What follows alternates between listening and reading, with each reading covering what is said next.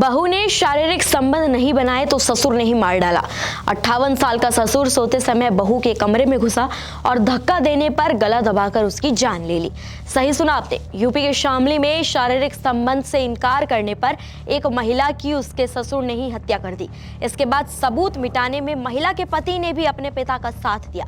दरअसल उत्तर प्रदेश के शामली से आई ये मर्डर की खबर सिर्फ एक आपराधिक घटना नहीं रही है, बल्कि ये रिश्तों की उस डरावनी गिरावट की कहानी है जिसे सुनकर समाज खुद से सवाल पूछने पर मजबूर हो जाए।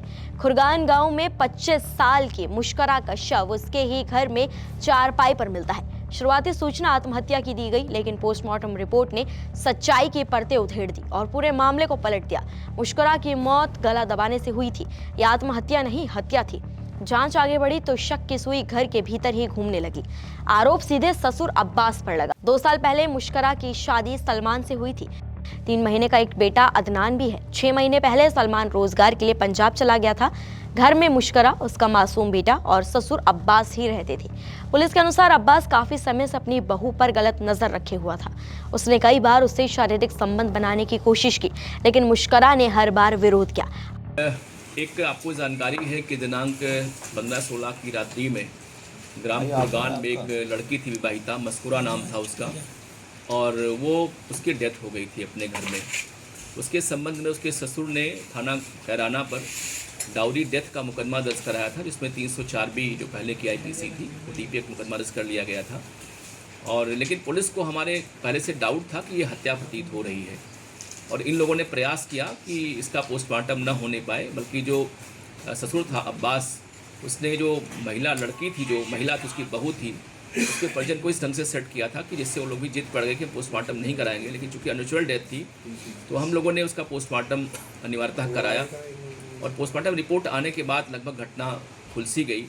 उसमें इसकी मौत नहीं बल्कि हत्या हुई थी, और स्ट्रैंगुलेशन उसमें पोस्टमार्टम रिपोर्ट में आया था। इसमें हमारे SSP साहब सुमित शुक्ला जी, हमारे जो CO कैराना हेमंत है, SHO कैराना सभापति, इनकी टीम ने काफ़ी अच्छा काम किया इसमें, और गहराई से इसकी छानबीन की। जानकारी ये हुई कि ये जो मृतका है, इसके साथ लगभग 2 साल पहले हुई थी उसी घर में, और उसके एक छोटा सा बच्चा 3 महीने का है। उसका पति पंजाब कमाता, आता नहीं यहाँ पे। उसका ससुर जो था वो अब्बास, उसकी पत्नी की डेथ हो चुकी है, और ये इसकी निगाह अपनी बहू पर थी कि इसके साथ हमारे संबंध बनने चाहिए।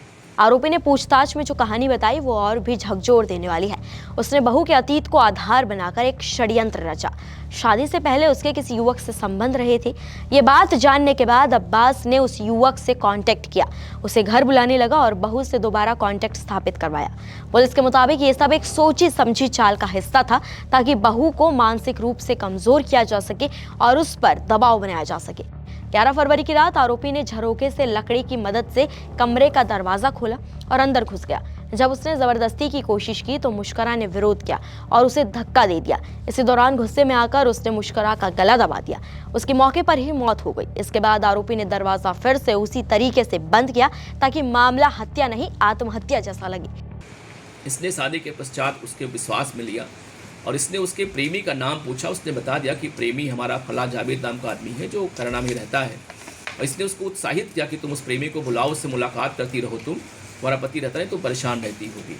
ये इसके दिमाग में वो साथ प्लान था कि इसके प्रेमी को बुला के पहले हम ब्लैकमेल करेंगे दोनों को, जिससे हमारे संबंध भी इससे बन जाए। प्रेमी तो आता रहा, ये लाता रहा, मिलवाता रहा अपनी बहू से, उसको बाहर निकालता रहा, लेकिन उसकी बहू उसके साथ संबंध होने को तैयार नहीं हुई। उस दिन भी इसने बुलवाया था अपनी बहू से उसके प्रेमी को, जावेद को, और जावेद इसने कहा भी कि ये चूँकि पाल का माल है, इसके साथ हम लोग मिल बैठ के खाएंगे, लेकिन जावेद भी तैयार नहीं हुआ। रात को करीब 2 बजे के आसपास इसने अपना एक कांटे से उसके दरवाजे को खोला जहां बहू सो रही थी। रात में गया इसने और उसके संग जल्दबाजी करते हुए सहवास करने का प्रयास किया। वो नाराज़ हो गई, उसको उसने लात मार दिया, और ये गुस्से में आकर उसकी हत्या कर दी। और बाद में फिर बाहर निकल के उसी तार से इसने गेट को अंदर से बंद कर दिया, जिससे कि पूरे मामले को आत्महत्या का स्वरूप दे दिया जाए। उसने बहुत ही प्रयास किया कि पूरा मामला सुसाइड का है और केवल 30 का मुकदमा इसमें दर्ज किया जाए, लेकिन चूंकि बहुत ही गहराई से इसमें जांच हुई और ये पूरा मामला निकल के आया है। अभी तक की जांच में पूरे में मुख्य हत्यारा ससुर का अब्बासी है, और चूंकि ये रात को 2:30 बजे अपने बेटे से पंजाब बात किया, उसको जानकारी हो गई थी कि जो है इसमें हमारी पत्नी की इसने हत्या कर दिया है, लेकिन पिता के प्रेम में इसने पुलिस को नहीं बताया। अतः इसके आरोप में वो भी इसमें जेल भिजवाया जा रहा है। घटना के बाद ससुर ने पुलिस को झूठी सूचना दी कि बहू ने सुसाइड कर लिया है, लेकिन पोस्टमार्टम रिपोर्ट में गले पर दबाव के निशान साफ मिले। पुलिस ने जब सख्ती से पूछताछ की तो आरोपी ने अपना जुर्म कबूल कर लिया। चौंकाने वाली बात यहाँ ये भी सामने आई है कि इस पूरी घटना की जानकारी पति सलमान को दी गई थी और सबूत मिटाने में उसने भी अपने पिता अब्बास का साथ दिया। पुलिस ने दोनों को गिरफ्तार कर जेल भेज दिया है। एसपी शामली के मुताबिक हत्या की पुष्टि मेडिकल और जांच के आधार पर की गई है और दोनों आरोपियों को जेल भेज दिया गया है।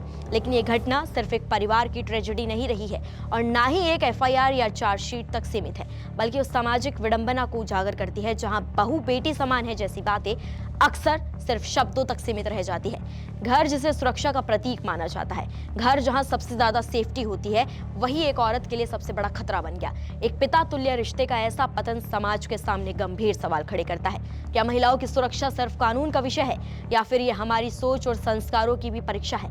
क्या पुत्रवधू को यानी कि अपनी बहू को बेटी समान कहने वाला समाज क्या सच में उसे बेटी जैसा सम्मान देता है? ये मामला कानून से आगे जाकर नैतिकता और संवेदनशीलता की परीक्षा है। हवस, सत्ता और पितृसत्ता का ये संगम बताता है कि महिलाओं की सुरक्षा सिर्फ सड़कों पर नहीं, घरों के भीतर भी तय करनी होगी, क्योंकि जब भरोसे का रिश्ता ही दरिंदगी में बदल जाए तो सवाल सिर्फ अपराधी का नहीं, पूरे सामाजिक ढांचे का होता है। फिलहाल खबर पर आपकी क्या राय है? कमेंट्स में हमें जरूर बताएं। नमस्कार, मैं हूं मानक गुप्ता। अगर आपको हमारा ये वीडियो पसंद आया हो तो इसे लाइक और शेयर जरूर करें और हाँ, हमें सब्सक्राइब और फॉलो करना ना भूलें ताकि आप देश और दुनिया की कोई खबर मिस ना करें। तो जुड़े रहिए हमारे साथ और देखते रहिए न्यूज़ 24।